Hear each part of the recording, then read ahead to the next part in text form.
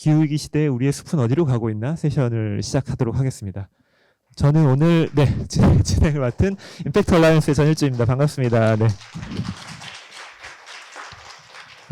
아침 또 아직 이른 시간인데 이렇게 발표 많이 들으러 와주셔서 감사하고요.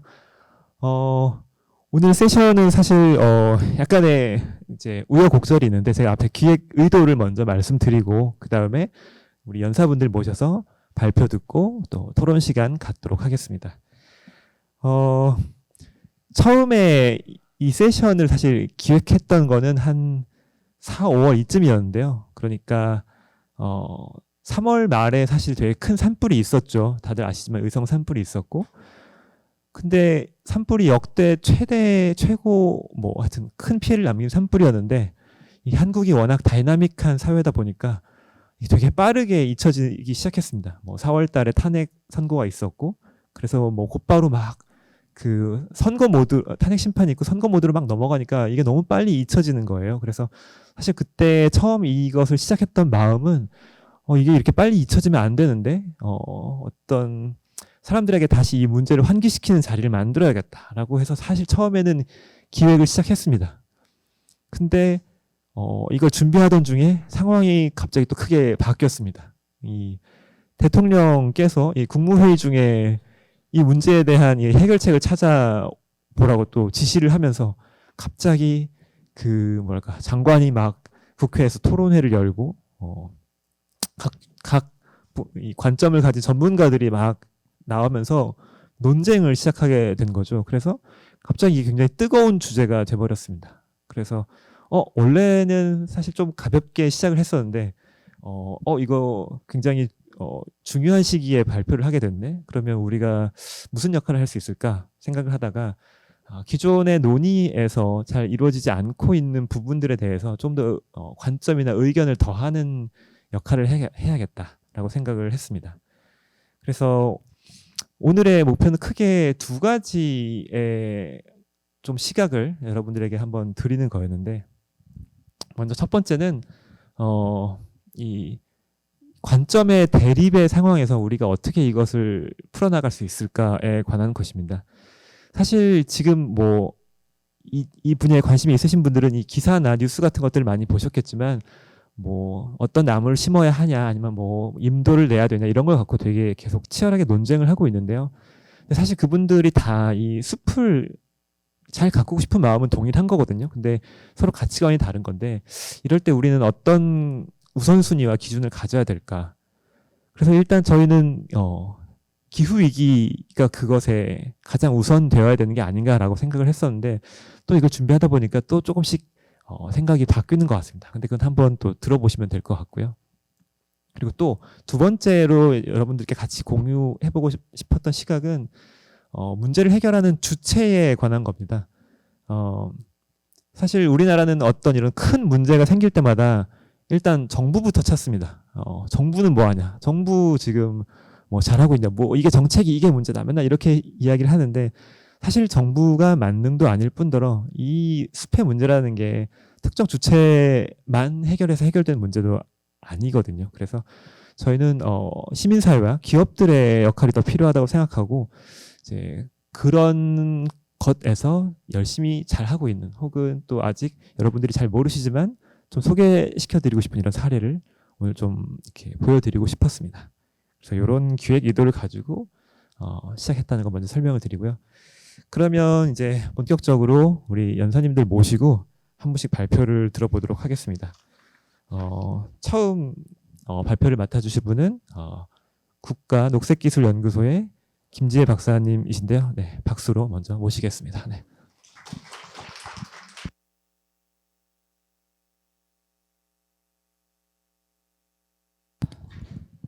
안녕하세요. 저는 국가녹색기술연구소의 김지혜 선임연구원이라고 합니다. 먼저 저희 국가녹색기술연구소는 과기정통부 산하의 정부 출연연구소고요. 저희 기관은 기후변화 대응 정책 연구와 또 국제협력 전략 수립 연구를 진행하는 그런 연구기관입니다. 오늘은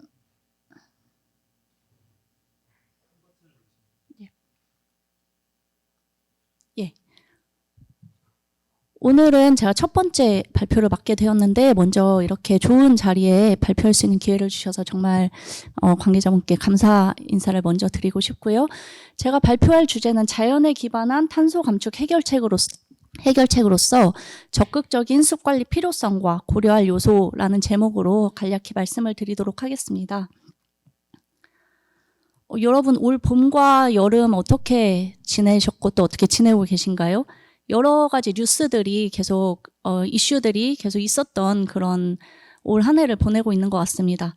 전례 없는 산불, 그리고 또 100년 빈도의 홍수, 그리고 현재 진행되고 있는 극심한 폭염, 또 급격한 생태의 붕괴까지 이런 것들이 모두 기후 변화로 인해서 발생한 문제들인데요. 지금까지는 이전에는 특별한 재해였던 그런 사건들이 이제는 매년 반복되는 일상이 되어버렸습니다. 이미 지구의 온도는 평균 기온은 산업화 이전 수준 대비 약 1.5도 가까이 상승을 했습니다. 1.5도라는 숫자는 어떻게 보면 작은 숫자처럼 보이는데 사실은 이 작은 숫자가 인류와 지구 생태계에 엄청난 영향을 끼치고 있습니다. 오늘의 주제가 산불이다 보니까 산불에 대해서 조금 말씀을 드리면 기후변화로 인해서 산불이 빈번해질 뿐 아니라 대형 산불이 많아지고 그렇게 산불로 인해서 또다시 대량의 이산화탄소가 공기 중으로 배출이 돼서 기후변화를 가속화하는 그런 효과들을 야기를 하고 있습니다. 2023년 한 해 동안 전 세계에서 배출된 산불로 인해서 배출된 이산화탄소는 약 80억 톤인데요. 그것은 전 세계 총 이산화탄소 배출량이 370억 톤의 약 20% 가까이를 차지를 합니다. 이렇게 탄소를 흡수하는 역할을 해야 하는 숲이 오히려 기후위기로 인해서 기후변화로 인해서 불타게 되면서 오히려 탄소 배출원으로 그렇게 되어버린 것입니다. 그러면 이런 상황에서 우리는 전 세계적으로 어떻게 대응을 하고 있는지를 좀 말씀을 드리겠습니다. 앞에서 말씀드린 1.5도 상승은 매우 중요한 의미를 가지는데요.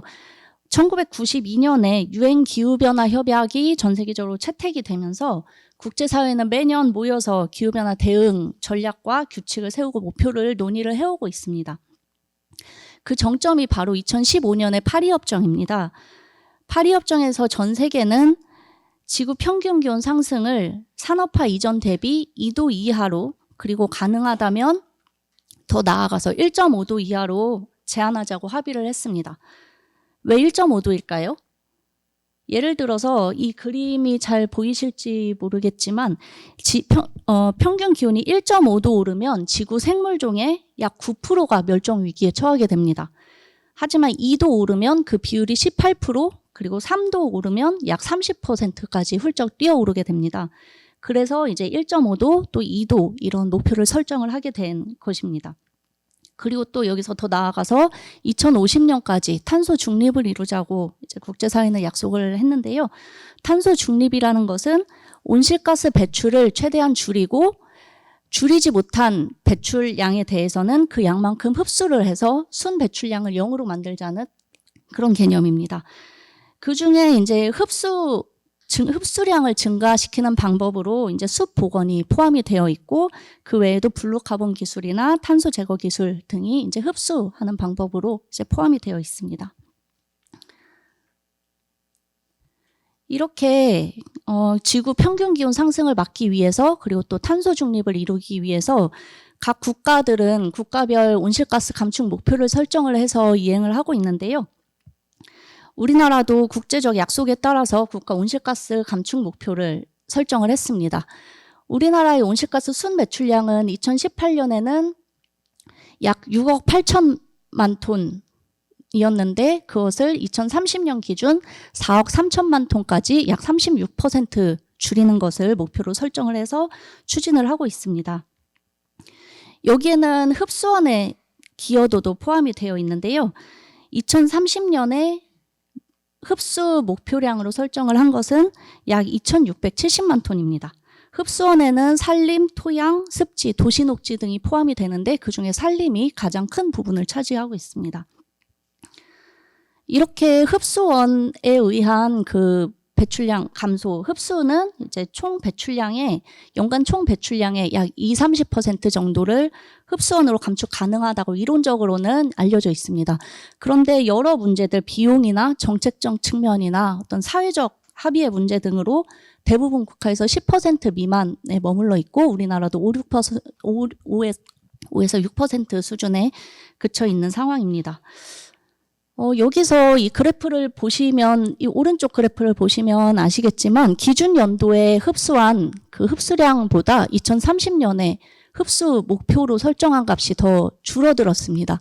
그 이유는 왜 줄어들게 되었을까요? 여러 가지 이유가 있지만, 여러 가지 요인이 복합적으로 작용을 한 것이지만 그 중에 한 원인으로 산림의 노령화를 뽑을 수 있습니다. 나무도 사람처럼 성장 단계가 있습니다. 어릴 땐 빨리 자라면서 탄소를 많이 흡수를 하지만 나이가 들면 성장이 느려지고 또 흡수 속도도 흡수량도 줄어들게 됩니다. 그리고 오히려 고사하거나 산불이나 병해충으로 탄소를 방출하는 경우도 많아지게 됩니다. 우리나라 숲은 1970년대, 80년대에 대규모로 조성이 된 그 나무들이 대부분이라 현재 이제 평균 수령이 30, 40년에 이르고 있습니다. 이미 생장 정체기에 들어갔다고 볼 수 있습니다. 그래서 흡수량은 그에 따라 자연스럽게 줄어들 수밖에 없고 이를 반영을 해서 목표치가 설정된 것이라고 생각하시면 됩니다. 그래서 지금 필요한 것은 단순히 숲을 늘리는 것이 아니라 물론 늘리는 것도 중요하지만 현재 있는 숲을 또 순환적으로 관리하고 지속할 수 있는 그런 체계가 필요한 시점이라고 말씀을 드리고 싶습니다. 산림의 이산화탄소 흡수를 늘리는 방법은 어떤 것들이 있을까요? 아마 나무를 심는 것이 가장 먼저 떠오르실 것 같아요. 하지만 나무를 심는 조림, 재조림뿐만이 아니라 산림 경영, 식생 복구, 목제품 이용, 산림 바이오매스 에너지 이용 등 여러 방법들이 온실가스 흡수량을 늘리는 방법으로 이제 제시가 되고 있습니다. 우리나라 산림청에서는 산림탄소 상쇄 제도를 운영을 하고 있는데요. 산림탄소 상쇄 제도란 기업이나 산주, 지자체 등이 자발적으로 온실가스 배출 저감을 위한 탄소흡수원 증진 활동을 해서 그것을 통해서 확보한 산림탄소 흡수량을 정부가 인증을 해줍니다. 그러면은 그 인증을 탄소 배출권처럼 활용할 수 있도록 한 제도입니다. 그 제도에서 실제로 이행되고 있는 프로젝트들을 보면 조림, 재조림도 진행이 되고 있지만 산림 경영, 식생 복구 등 다양한 프로젝트들이 진행이 되고 있음을 보실 수 있습니다. 그러면 산림 경영이라는 것은 무엇일까요? 산림 경영이란 산림을 지속 가능한 방식으로 경영함으로써 산림의 건강성을 지속적으로 유지하고 또 생장을 왕성한 생장을 할 수 있도록 유도를 해서 산림의 탄소 흡수량을 증진시키는 그런 사업들을 말합니다. 예를 들어서 몇 가지를 이제 소개를 드리려고 하는데 산림에서 나무를 심은 후에 수확할 때까지 기간을 늘려서 탄소 저장량을 장기 저장량을 유지하고 또 벌채로 인한 탄소 배출을 방지하는 이제 벌기령 연장이 하나의 방법이고요. 그리고 또 기존 숲에 나무가 수확되거나 고사한 이후에 새로운 나무 수종을 다시 자라게 하는 수종 갱신 방법이 또 있습니다. 그리고 수확 가능한 성숙한 나무만 선별해서 벌채하고 나머지 나무와 어린 나무는 그대로 보존하는 택벌림 경영도 이런 산림 경영의 한 방법으로 이제 제시를 하고 있습니다. 이것들은 이제 숲을 단순히 보존하거나 심는 데에만 그치지 않고 숲의 나이와 상태에 따라서 최적의 관리 방법을 적용하는 그런 방법들이라고 보실 수 있습니다. 이런 것들을 종합해서 이제 이후에도 또 다른 연사분들께서 더 자세히 사례 위주로 말씀을 해주시겠지만 세 가지를 저는 말씀을 드리고 싶어요. 먼저 첫 번째로는 이제 어떤 나무를 어디에 어떻게 심을 건지 체계화가 필요하다는 부분입니다. 나무를 심는 것은 여러 가지 용어로 또 여러 방법으로 이루어지는데요. 하지만 특히 우리나라의 경우에는 이제 면적이 한정된 상황에서 무엇을 어디에 심느냐가 더욱더 중요해진 상황입니다. 예를 들어서 흡수 효율이 높은 수종을 선택을 해서 심을 수도 있고 또 각 지역의 특성과 또 기후변화로 평균 기온이 상승한 점을 고려를 해서 우리나라에 적합한 수종이 무엇인지를 선별해서 심을 수 있는 그런 방법도 있을 것 같습니다. 즉 단순히 면적 확장뿐만 아니라 온실가스 흡수 능력과 생태적 영향 등을 고려한 전략적 배치가 숲의 흡수 능력을 좌우한다고 볼 수 있습니다.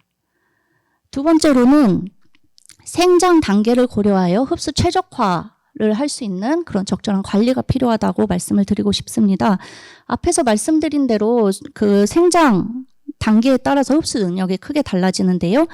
모든 숲을 똑같이 관리하는 것이 아니라 생애 주기에 맞춰 맞춤 관리가 필요합니다. 어린 숲은 빠르게 자라고 흡수량이 크기 때문에 숲 가꾸기를 통해서 성장 속도를 유지하고 또 노령 숲은 총 저장량이 많기 때문에 벌기령 연장을 통해서 저장량을 유지하거나 일부를 벌채해서 재조림하는 그런 방법을 선택할 수 있습니다. 그런데 이렇게 어린 나무를 심어 흡수량을 극대화하는 전략과 노령림을 보존해서 탄소를 장기 저장하는 전략은 서로 상충관계에 있습니다. 그래서 그것들 간에서 서로 균형 잡힌 조합이 필요하다고 좀 말씀을 드리고 싶습니다. 그것을 위해서는 나무의 연령이나 밀도 같은 것들을 데이터 위주로 파악을 해서 계획적으로 관리할 수 있는 시스템이 필요할 것 같습니다. 마지막으로는 지역 참여 연계를 통한 탄소 시장 활성화로 관리 거버넌스를 구축하는 것을 좀 말씀을 드리고 싶습니다. 지금은 주로 중앙정부 주도로 관리를 하고 또 그렇게 진행이 되고 있지만 관리 주체가 지역사회와 연결이 될 때 또 현지에서 살아가고 있는 사람들과 연결이 될 때 숲은 훨씬 더 지속하게 운영할 수 있을 것으로 생각됩니다.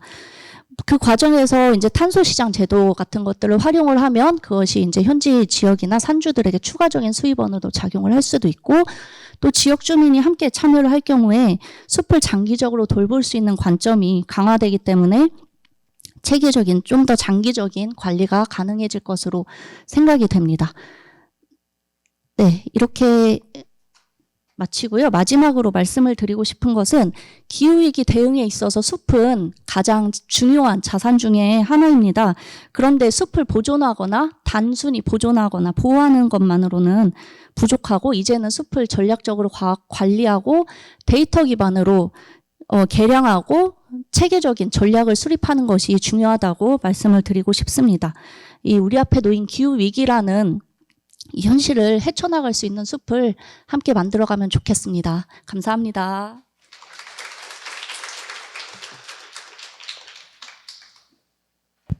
네, 발표 감사합니다. 숲을 사실 저도 그전에는 숲이 이렇게 식목일에 나무를 열심히 심기만 하면 되는 줄 알았었는데 이제 기후위기 시대에는 이렇게 적극적으로 사람이 나서서 관리를 해야 한다는 것을 다시 이렇게 어떤 과학적 근거들을 통해서 이렇게 알 수 있는 시간이었던 것 같습니다. 다음은 한국에서 숲을 가꾸는 일에 가장 앞장서온 우리 생명의 숲 최승희 사무처장님 모시고 이제 같이 만드는 숲에 대한 이야기를 들어보도록 하겠습니다. 네, 발표 부탁드립니다. 네.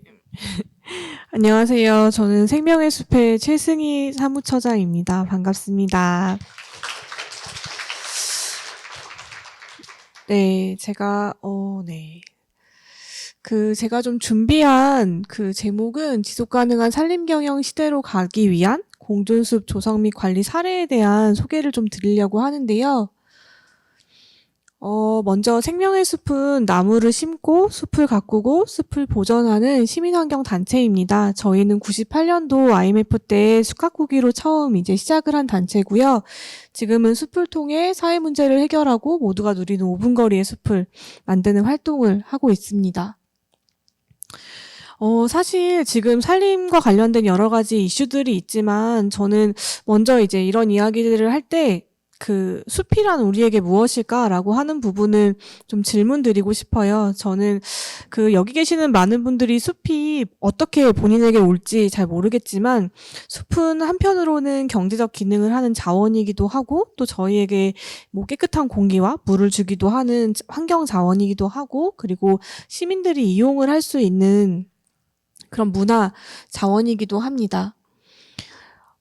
사실 공존숲은 사회 문제 해결을 위한 숲이라고 하는 어떻게 보면은 그 저희 생명의 숲이 가지고 있는 그 사회 문제 해결을 위한 주요한 이제 그 숲의 사례를 만들기 위한 그 사이트 프로젝트이기도 한데요.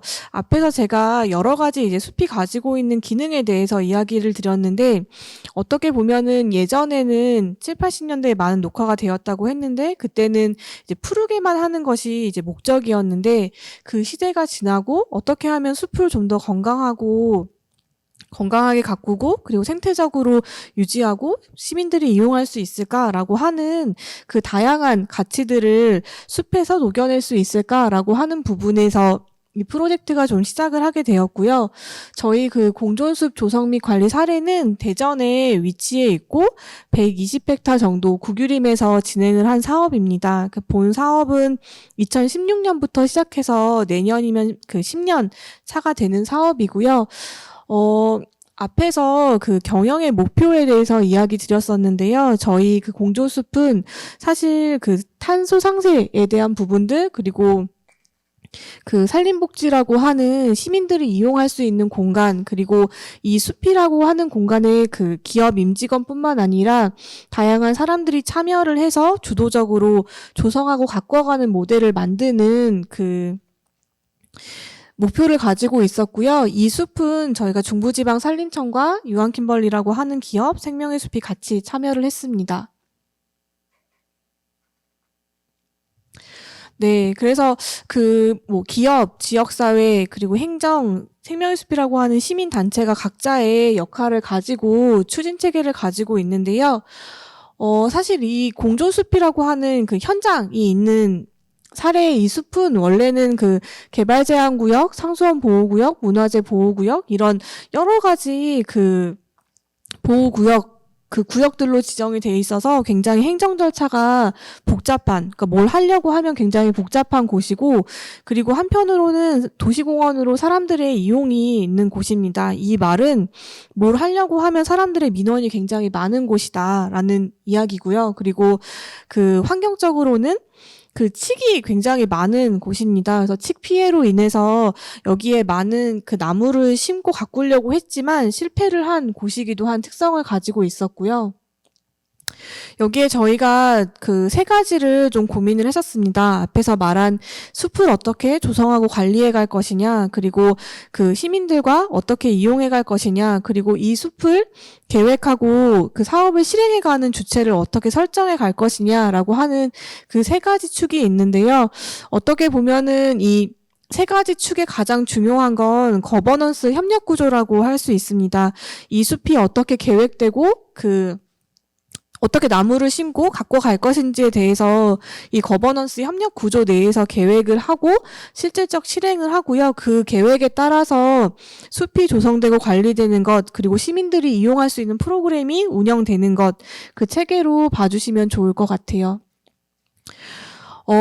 그 칡 피해지가 숲으로 갈 수 있을까? 저희가 그 조림을 한 곳은, 그러니까 나무를 심은 곳은 전체 120헥타 중에서 9.6헥타 정도가 되는데, 저희가 무인목지라고 표현을 하는데, 그 나무가 살지 않는 공간입니다. 거기에 이제 칡이 매년 들어와서 그 덮었던 곳인데, 저희가 그 칡 피해지를 숲으로 가꿀 수 있었는데요.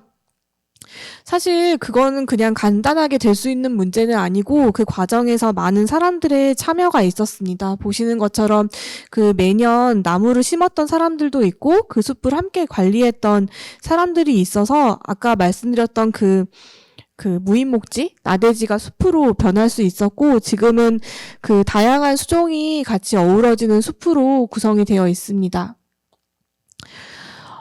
앞에서 이제 말씀드렸던 것처럼 그냥 나무를 심었다고 숲이 되는 게 아니라 그 과정에서 병해충 피해도 있었고, 그리고 관련한 뭐 산림청, 그리고 그 유한킴벌리 직원분들이 같이 관리 활동을 하는 프로그램들도 운영이 되었었고요.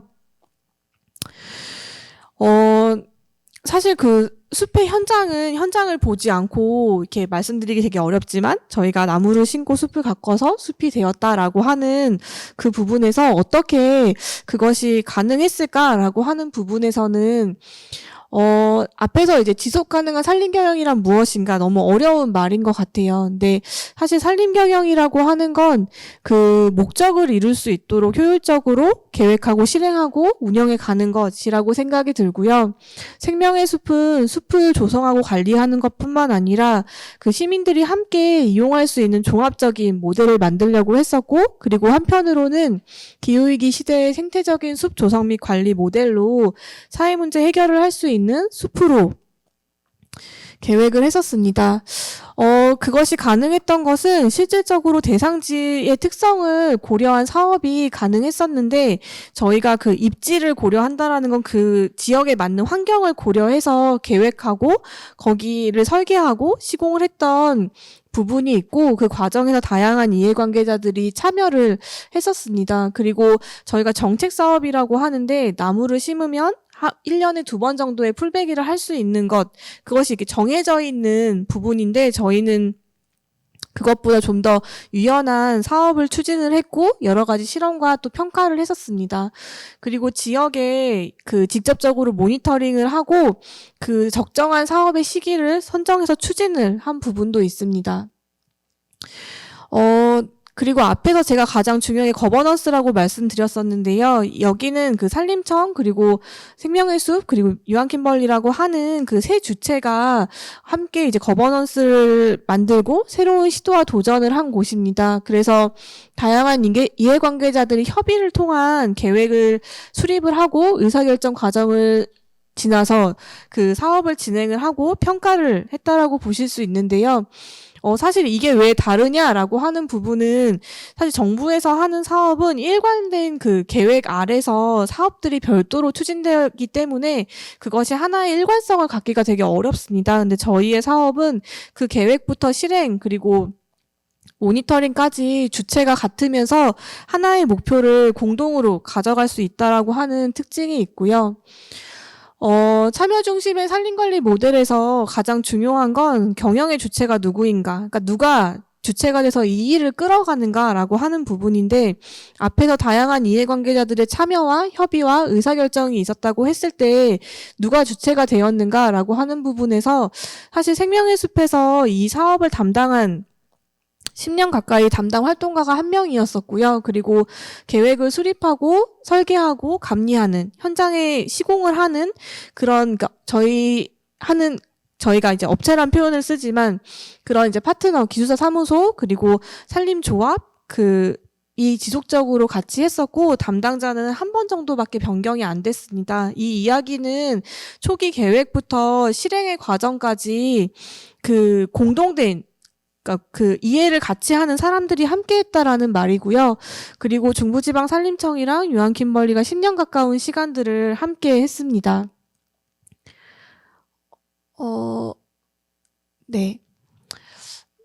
기후위기 시대에 여러 가지 이제 숲을 이야기할 때, 저는 예전에 그 산림녹화 시대에 일관적으로 같이 나무를 심고 숲을 가꾸고 했던 그 시대에서는 변화가 필요하다라고 생각이 들어요. 여러 가지 사례들이 필요하고, 그 사례들을 만들 수 있는 건 어떻게 보면 그 앞에 더 긍정적인 사례가 있어서 가능하지 않을까라는 부분이 들고요. 저희가 공존숲 사례를 정책 사업으로, 그러니까 정책이라고 하는 건 하나의 그 행정에서 일관적으로 이 사업을 할 수 있도록 좀 여러 가지 제안들을 하고 있는데, 그런 정책이 된다면 좀 더 공존숲 사례들이 확대될 수가 있다라고 생각이 들고요. 그리고 경영의 연속성을 확보하는 것이 가장 중요합니다. 이 부분은 이 숲의 주인이 된다고 해서 다른 의미는 아니고요. 조성을 하고 관리하는 과정에 책임을 지고 갈 수 있는 주체가 마련되는 것, 그것이 가장 좀 중요하지 않을까라고 생각이 듭니다. 네, 이상 마치겠습니다. 감사합니다.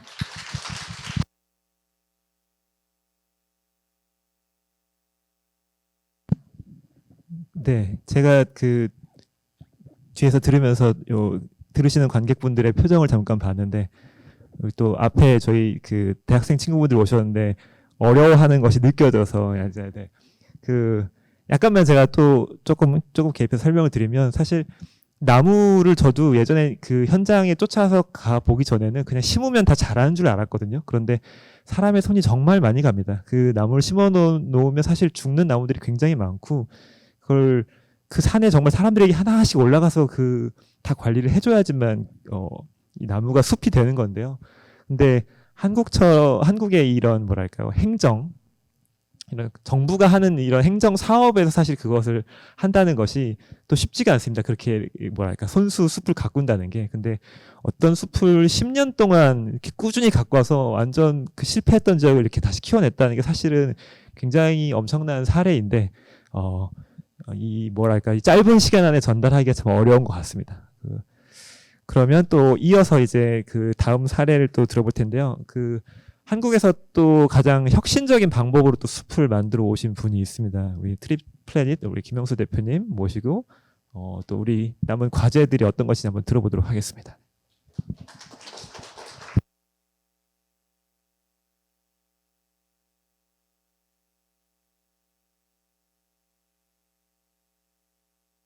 안녕하십니까. 트리플레닛의 김영수 대표입니다. 먼저 이렇게 귀중한 시간에 많은 분들이 이렇게 와주셔서 감사드리고, 또 날로 이 소박이 커지는 모습들을 보면서 이 섹터와 산업이 커지고 있구나라는 생각 들면서 아주 즐거웠습니다. 우선 제가 좀 발표 드릴 거는 이 기후위기, 어떻게 보면 기후 재난 뭐 이런 식으로 많이 얘기를 하는데요. 이런 기후 위기에서 이제 산불 피해를 어떻게 복구를 할 거냐라는 것들을 좀 더 얘기를 하고자 하고, 최근에 발생했던 남부 지역의 그 산불이 지금까지 가장 역대급으로 컸던 산불인데, 제가 한 15년 정도 사업을 하면서 매년 역대급이다 이런 얘기를 하는 것 같아요. 그래서 산불이 계속 커지고 있는 상황이라고 좀 보이고 있습니다. 그래서 요번에 산불 피해 지역 같은 경우는 사실 사진에 다 담기지가 않아요. 왜냐면은 안동, 의성부터 시작해서 영덕까지 이렇게 넓게 있기 때문에, 근데 뭐 항공 뷰를 좀 보면은 좀 느낌을 좀 느낄 수 있을 거라고 좀 보고 있고요. 우선 트리플래닛은 그 15개국에 이제 숲을 조성을 하고 있습니다. 그래서 숲 조성을 하는데 가능하면 이제 시민 참여를 통해서 많이 하려고 하고, 기업 시민이나 개인 시민, 그리고 뭐 봉사단 이런 참여를 통해 진행하려고 하고 있고, 포레스트 벤처스는 거기에 심을 나무들을 과학적으로 키워내는 역할들을 하고 있습니다. 이렇게 했던 거는 저희가 산불 피해 복구를 하려고 해보니까 나무가 없어서 못 심는 경우가 되게 많았었어요. 그래서 이 나무를 키워야 되구나라고 이제 생각을 하면서 아예 그 농업법인 회사를 만들어낸 겁니다.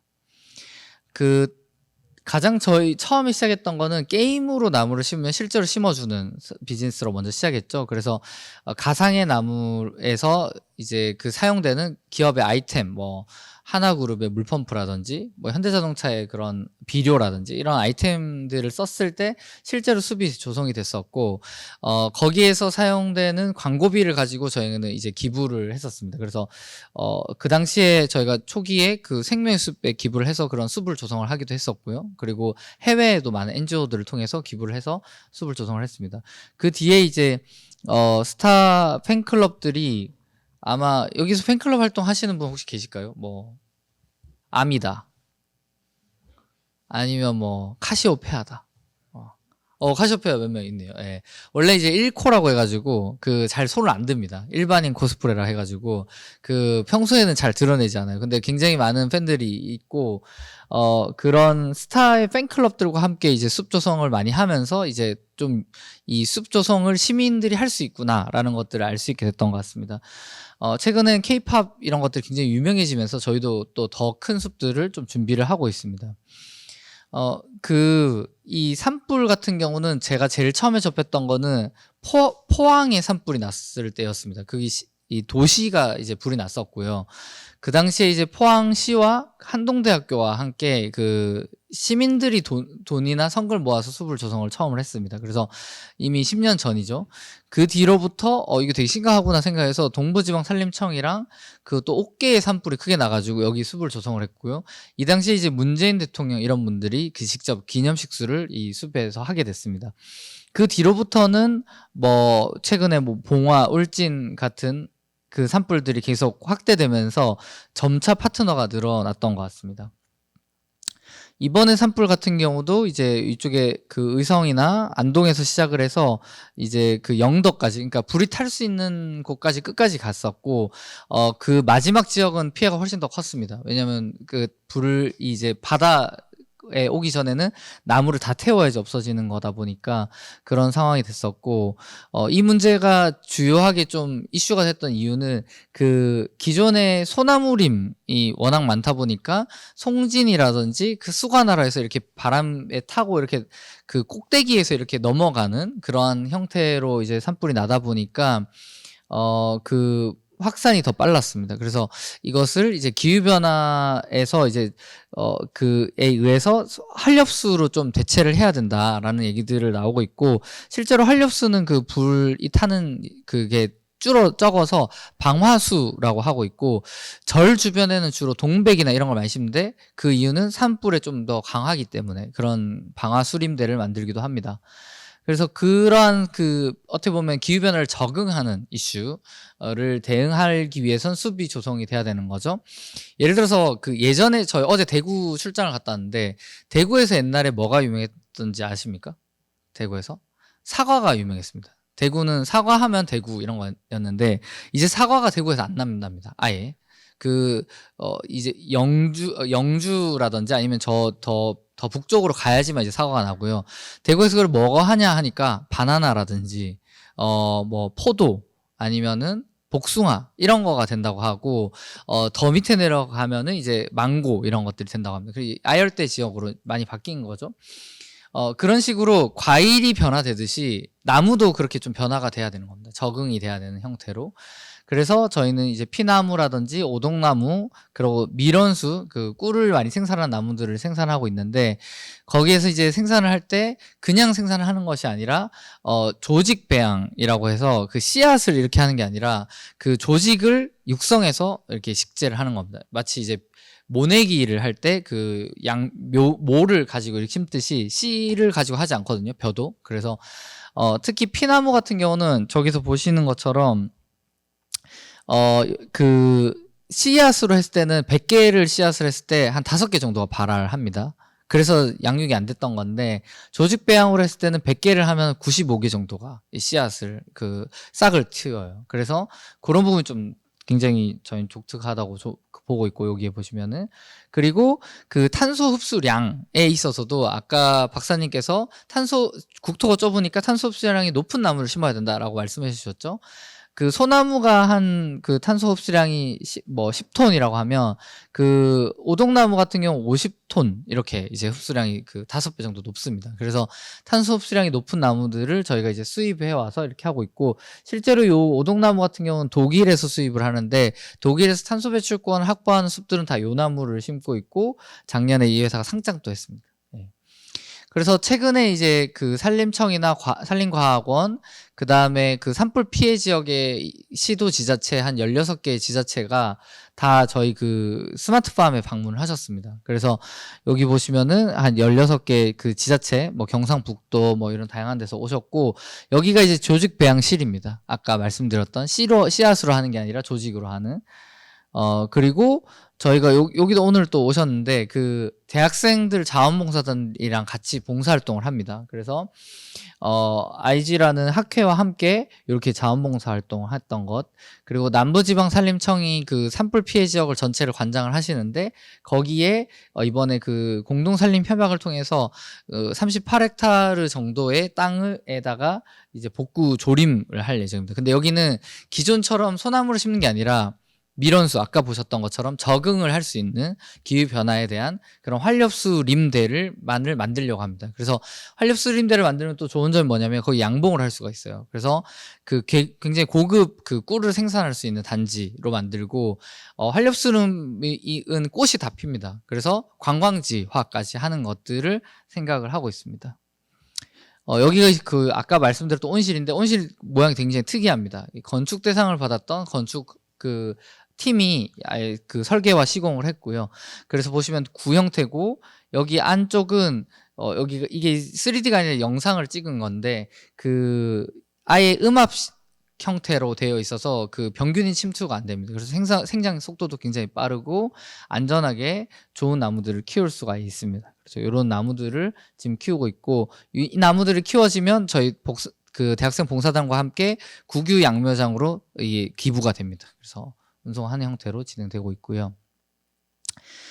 그리고 이제 결국에 숲이 조성되고 나면 이 숲을 잘 유지하고 관리하는 것고, 관측하는 것들을 MRV, 모니터링 한다라고 하는데, 그 MRV 하는 과정은 그 현대자동차랑 같이 그 드론으로 모니터링 할 수 있는 컨셉카를 아예 직접 제작을 했습니다. 그래서, 그런 부분들, 그 다음에 다양한 그 국가기관이나 아니면은 그 이제 연구소들이랑 같이 협력을 하고 있고, 그래서 경희대, 충북대, 서울대 이런 데랑 같이 또 협력을 하고 있습니다.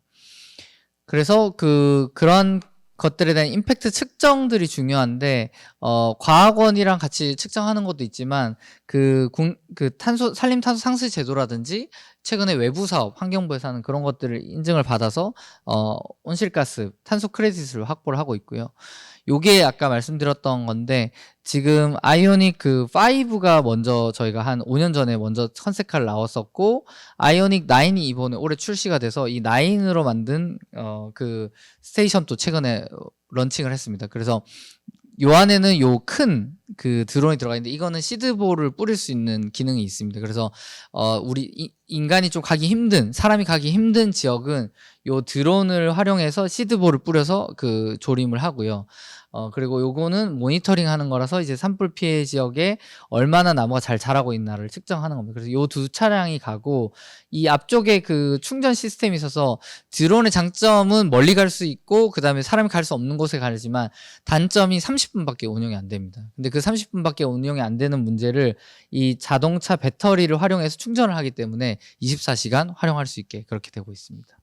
그래서 요게 아까 아이오닉 5 드론 스테이션을 찍은 장면입니다. 그래서 그 산불 피해지에 저희가 답사를 같이 가서 찍었고요.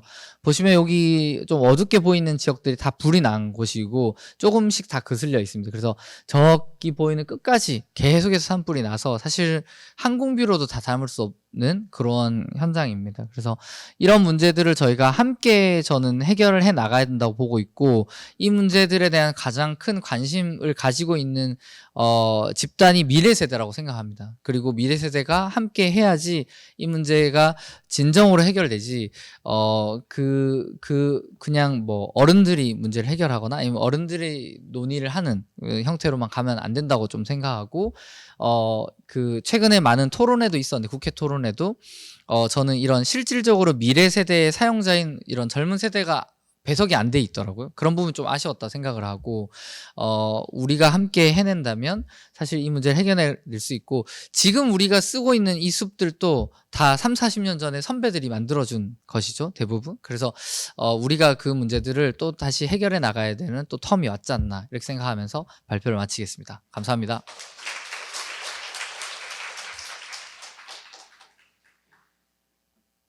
네, 세 분은 여기 나와서 앉아주시면 되고요. 제가 잠깐만 우리 형수 대표님 그 발표에 처음에 사실 맥락을 제가 소개했어야 되는데, 네, 못해서 요거 맥락만 말씀드리고 조금 앉겠습니다. 트리플래닛을 모셨던 이유 중에 하나는 저희가 나무를 심는 이야기들을 많이 하는데, 실제로 그 과정들에서 이제 어떤 종류의 우리가 기술들 같은 것들을 고민하고 있는지, 실제로 현장에서는 또 어떤 식으로 이렇게 작업을 하고 있는지, 이런 것들을 좀 보여드리고 싶었던 맥락에서 오늘 모셔서 발표를 들었었던 거고요. 그러면 이제 이어서 좌석에 앉아서 좀 더 몇 가지 질문들을 가지고 이야기를 해보도록 하겠습니다. 네.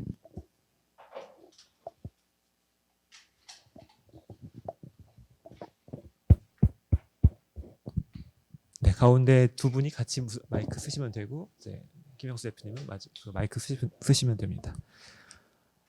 네, 오늘 시간이 사실은 좀 여유가 있었으면은 플로어에서 질문을 좀 받으려고 했었는데요. 지금 봐서는 아마도 저희가 준비한 일단 질문들을 먼저 좀 해야 될 것 같고요. 제가 크게 두 가지 질문을 준비했었는데, 하나씩 한번 좀 여쭤보려고 합니다.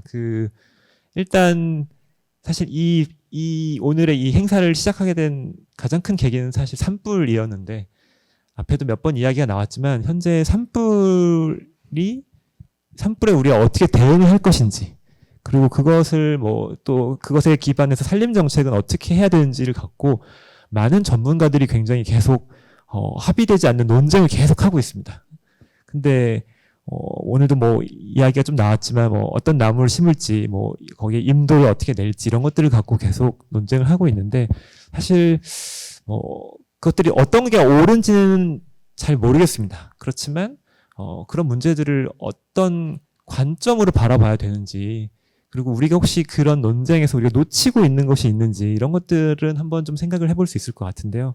그래서 요것들에 대해서 세 분이 한 분씩 좀 답변을 해주시면 좋을 것 같습니다. 제가 먼저 최승희 사무처장님부터 좀 발표. 네, 저는 좀 산불이라고 하는 관점에 대해서 기존에 이제 아까 저희가 계속 녹화 시대를 말씀드렸었는데, 녹화 시대에 맞게 숲을 조성하고 관리하고, 그리고 그 기존에 산불이 대형화되거나 동시다발적으로 이루어지지 않았던 그런 시대에서의 산림 관리 정책이 있었다라고 생각이 들고요. 근데 아마 25년도 산불 산사태를 바라보면서 저희가 기후재난 시대에 어떻게 이 산림을 바라봐야 할 것인가라고 하는 관점 자체가 좀 바뀌어야 되지 않을까라는 생각이 들고, 그 재난관리 차원에서 그리고 시민안전 차원에서 숲을 조성하고 관리하는 것에 대한 좀 관점이 필요하다라고 생각이 들고요. 예전에는 이제 산만 바라봤어도 그것이 해결되었던 시대라면, 이제는 그 산과 연결된 지역사회 그리고 산과 연결된 사람들을 같이 봐야 되는 시대가 아닌가라는 생각이 들어요. 그래서 예전에는 산불이 나면은 불을 끄러 사람들이 들어갔다면, 이제는 감당할 수 없는 시대가 됐고, 산불이 난다면 사람들을 어떻게 먼저 대피시킬지, 그리고 어떻게 그 예방을 할 것인지라고 하는 관점에서 먼저 접근해야 되지 않을까라는 생각이 들고요. 그리고 예전에는 논의의 구조가 그냥 두루뭉실하게 하나로 되었었는데, 이제는 중앙 단위에서, 광역 단위에서, 지자체 단위에서 이 문제를 어떻게 바라보고 풀어갈 것이냐, 그리고 실질적으로 지자체 단위에서 이 산불이나 재난들이 이루어지는 이 가장 기초 지자체 단위에서 이걸 어떻게 예방하고 관리하고 대응해 갈 것인가라고 하는 그 큰 틀에서 먼저 같이 보지 않으면 사실 이 부분은 좀 해결되기 어려운 문제라고 생각이 좀 들어서 좀 그 관점을 같이 이야기하고 싶습니다. 네. 김영수 대표님 그 다음으로.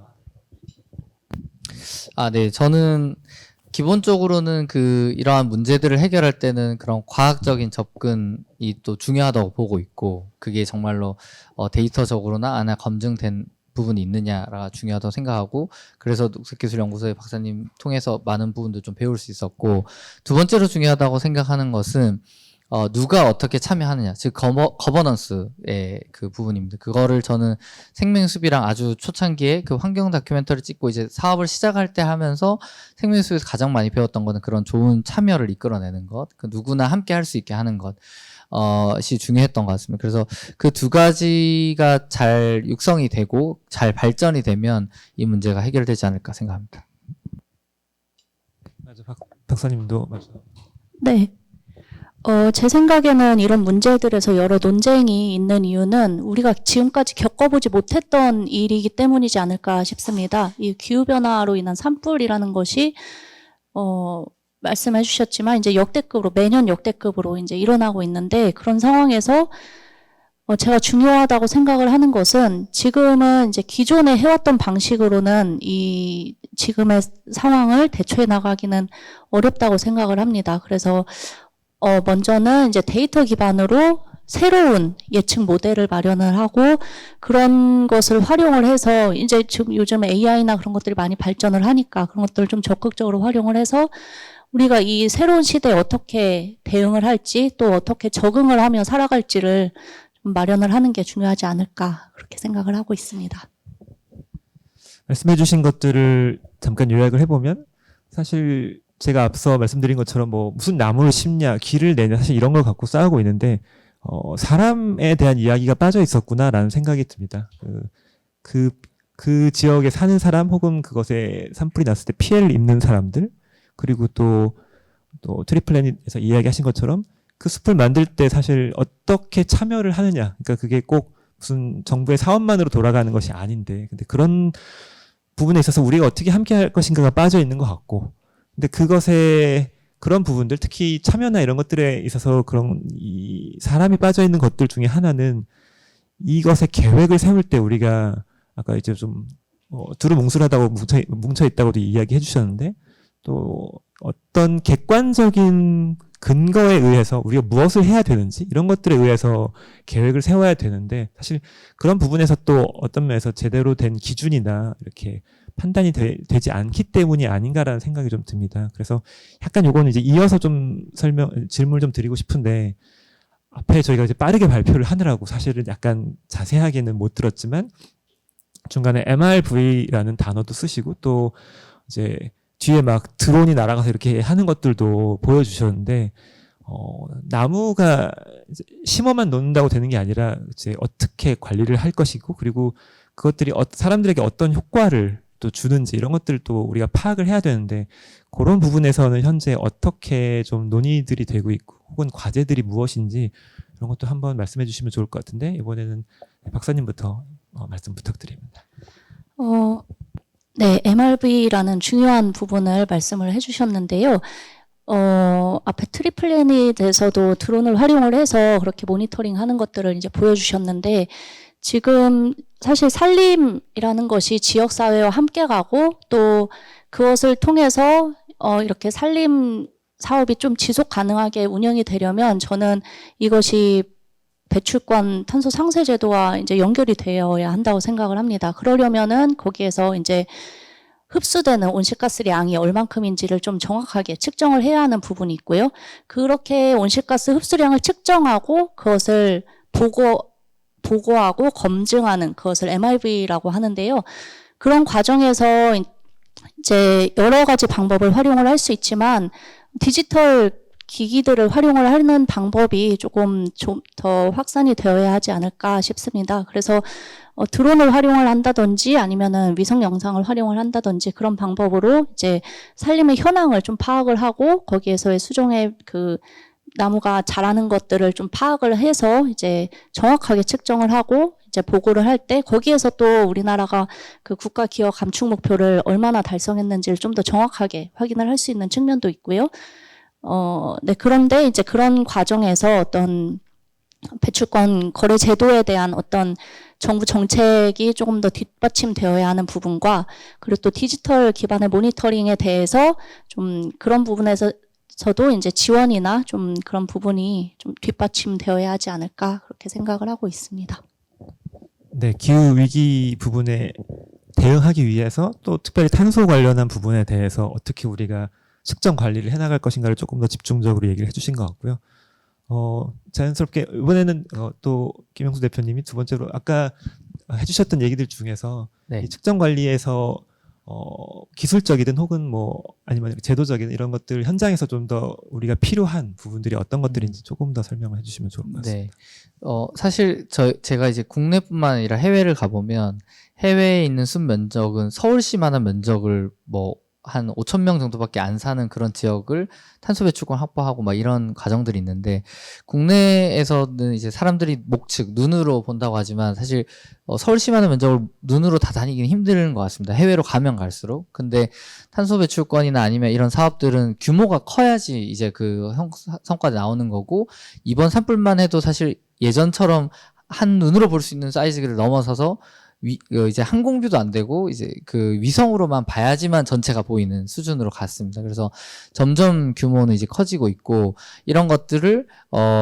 예전의 방식으로 하면은 또 문제가 될 거라고 저는 보고 있습니다. 그래서 이런 드론이나 위성을 쓰려고 하는 거고, 나무를 심는 방법도 지금 이제 공무원이나 아니면 정부에서 아주 옛날에 하던 그 새마을 운동 방식으로 이제 나무를 심으려고 하는데, 그런 관주도용은 이제는 더 이상 좀 힘들다고 봅니다. 예. 근데 저희가 제안하는 방식은 팬클럽이랑 나무를 글로벌하게 심을 수도 있는 거고, 대학생들이랑 참여해서 심을 수도 있는 거고, 아니면 그 안에서 BTS가 함께 할 수도 있는 거고, 뭐 다양한 방식이 있다는 것이죠. 그래서 그러한 새로운 방식, 그리고 새로운 형태의 숲 조성이나 아니면은 관리 방법, 그 모두가 필요하지 않나 이렇게 생각합니다. 예.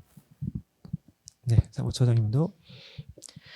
네, 저는 저희 생명의 숲이라고 한 단체에서 한 17년 정도 활동을 했는데요.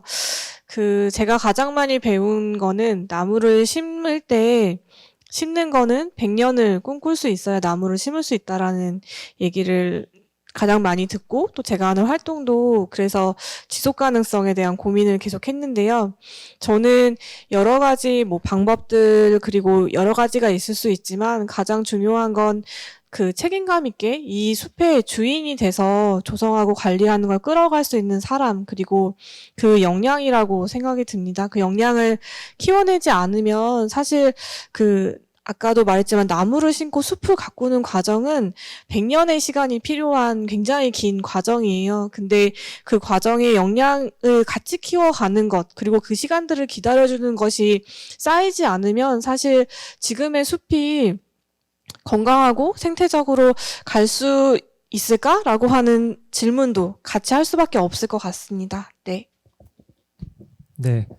사실 이 세 분의 연사를 모실 때 약간 컨셉이 있었는데요. 이 과학 쪽, 그리고 기술 쪽, 그리고 거버넌스, 협력 이런 주제를 갖고 사실 이야기해 주실 분들을 모셨었고, 그래서 이 똑같이 숲을 어떻게 우리가 갖고 나가야 하는가 후속 과제에 대해서도 역시 각자의 전문 분야의 이 관점에서 이야기를 해주신 것 같습니다.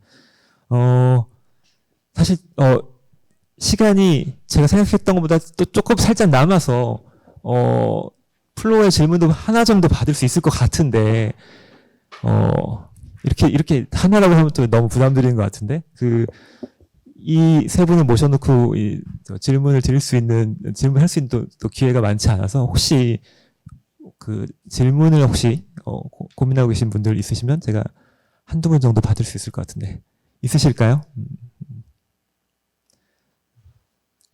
네, 질문. 네, 마이크 갖다 주십시오. 네, 저는 20대 후반 일반인인데요. 다른 것도 질문을 많이 해보고 싶기는 한데, 지금 오늘 말씀해주신 거에서 해외 사례들에 대한 언급은 상세하게 이야기 들은 거는 많이 없었던 것 같아서 사실 호주도 그렇고 미국도 그렇고 산불이 굉장히 크게 난 게 한국에서까지 이슈가 많이 될 정도로 소식이 많이 들려왔었는데 거기서는 이제 어떤 식으로 극복하려고 하는 시도가 있고 그래서 한국에서는 어떤 식으로 좀 배우려고 한다든지 따오려고 한다든지 그런 시도가 있는지 궁금합니다. 어떤 분이 대답을 해주시는 게? 네, 형. 저희가 이제 해외의 사업들을 처음에 많이 시작했었고 이제 코이카나 아니면 이런 데랑 또 같이 협력을 많이 하고 있는데 가장 최근에 이제 유엔이랑 같이 요런 세션들을 한번 했습니다. 그러니까 기술 기반으로 숲을 조성하는 거에 대해서 얘기를 했었는데 멕시코나 남미도 산불이 많이 나거든요. 브라질 이런 데도. 그리고 지금 북미, 캐나다 최근에 LA도 많이 났었고 이런 데가 있는데 워낙 규모가 크고 또 하다 보니까 이 불을 이제 헬기로만 끄는 게 굉장히 힘들다고 합니다. 그래서 최근에는 드론을 활용해 가지고 불 끄는 것들도 얘기하고 있고 저희 이번에 산불 피해 복구하면서도 헬기 조종사분이 너무 너무 고대해서 이제 또 사망하신 적들이 있죠. 그래서 이 헬기를 운용하는 것들이 굉장히 또 어려워지고 있고 그러한 부분들을 이제 드론을 날려서 이제 투하하는 형태 그거를 그래서 드론이 20대가 가면 헬기 한 대 효과를 가진다 하더라고요. 그래서 그런 형태로 아마 많이 바뀔 것 같고 이미 전쟁도 사실 드론 전쟁으로 많이 가고 있어가지고 그런 형태로 아마 좀 기술 형태가 많이 가지 않을까 싶고요. 산불 피해 복구의 수종 같은 경우도 굉장히 많은 논의가 또 되고 있습니다. 그래서 저희도 이제 해외에서 독일에서 가져온 사례 같은 경우도 외국에서 그런 복구를 할 때 어떤 나무를 심을까가 굉장히 중요한데 100년의 영향을 가지기 때문에 그러한 측면에서 많은 연구가 이루어지고 있어서 저희가 이제 유럽이나 이 선진국에서 그런 나무 수종들을 많이 가지고 오고 있습니다. 예. 네, 좀 더 궁금하신 것들은 네, 손을 드셔서 저분까지만 질문을 받고 네, 마감을 하겠습니다.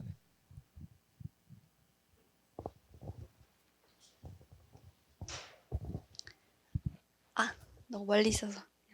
안녕하세요. 저는 월드비전 대구 경북사업본부에서 온 조유진입니다. 대구에서 오는 길이어서 되게 안타깝지만 중간에 들어와서 김영숙 대표님 발표만 들었었어요. 그렇지만 되게 인상 깊었던 게 저희가 대구 경북사업본부이기 때문에 이번에 큰 대형 산불이 났을 때 긴급 구호를 하러 많이 다녔었거든요. 그래서 그 도시에 들어가기 전부터 나는 그 짙은 냄새들을 맡으면서 되게 안타까운 마음이 짙었는데 이렇게 하신 사업들을 보면서 뭔가 이게 복구가 가능할 것 같다라는 희망이 보여서 너무 기뻤어요. 근데 만약에 대표님께서 저희와 같은 이런 사회복지법인과 함께 파트너 협업을 하신다면 어떤 생각을 혹시 계획하신 부분이 혹시 있으셨는지 궁금합니다. 네. 어제 저희 대구 갔다 왔는데 그 대구 경북 지역의 산불 피해가 워낙 심각하고 이 문제를 해결을 해야 되는데 많은 고민들을 가지고 계시더라고요. 그리고 그분들의 생계 터전이 아예 잃어버린 상황이라서 그 피해가 지속적으로 커질 것 같습니다. 그래서 빠르게 그런 것들을 복구를 해주는 것들이 필요한데 저는 그런 숲을 조성하거나 과학적으로 하는 것들도 있지만 그분들이 앞으로 거기서 살아가야 되는 분들이거든요. 그러니까 좀 신기했던 거는 서울 같으면 집에 불이 나면 이사를 가는데 이분들은 거기에서 계속 사십니다. 그 지역에. 불이 나거나 뭘 해도 이 터전이기 때문에 거기서 계속 살겠다라고 많이 하시는 그런 노인분들도 많이 계시더라고요. 그래서 그분들이 향후에 이제 살아갈 수 있도록 어떻게 보면 생계의 터전을 만들어주는 게 중요하다고 생각하고 그래서 저희가 생각했던 거는 그 수종들에 있어서 소득을 창출할 뿐만 아니라 나중에 관광이 가능할 수 있는 형태로 발전해야 된다고 사실 봅니다. 그래서 거기가 관광지가 될 수 있게 특수한 수종들 뭐 예를 들어서 그 자작나무 인제 자작나무 숲은 아무것도 없던 지역에서 거기 자작나무가 생기면서 200~300만 명이 방문하는 곳이 되었고 최근에 그런 대학생들 저희가 봉사단을 갔던 것들도 거기 봉사를 하면서 거기가 이제 관광이 되거나 아니면 소득이 창출되는 그 형태로 발전했거든요. 그래서 저는 지역 소멸 문제나 이런 것들도 같이 연결돼 있기 때문에 환경 그리고 지역 소멸 그리고 관광, 생태 관광 형태로 같이 연결이 됐을 때 그 문제가 좀 더 정확하게 해결될 수 있지 단순하게 예전에 하던 방식으로 소나무를 다시 그냥 심는다. 이거는 좀 이미 지력도 잃었기 때문에 송이도 안 나오고 여러 문제가 있기 때문에 새로운 형태로 지금 굉장히 중요한 시점이다. 라고 생각을 합니다. 예. 네. 이제 진짜 논의가 좀 재밌어질 것 같은데 끝내야 되는 시간이 되어서 네. 네, 제가 마무리 발언을 하고 일단 여기서 끊고 또 궁금하신 것들은 개별적으로 물어보시면 될 것 같습니다. 이제 마무리를 하자면 오늘의 목표는 이제 여러분들이 뉴스에서 보실 수 없는 조금 다른 종류의 이야기들을 좀 들려드리고 싶었었어요. 그래서 이런 뭐 숲과 또 산림이 어쨌든 가꾸는 것에 대해서 조금 더 다른 시각을 이렇게 넓히는데 도움이 되셨기를 바라고요. 그리고 이제 뭐 지금도 잠깐 비슷한 질문이 나왔지만 여기 계신 분들 모두 뭐 기업 차원에서나 아니면 개인 차원에서 여러 가지 사실 같이 할 수 있는 사업들을 되게 많이 하고 계세요. 그래서 그런데 관심이 있으시면 또 적극적으로 연락하고 또 지속적으로 관심 가져주시면 좋겠습니다.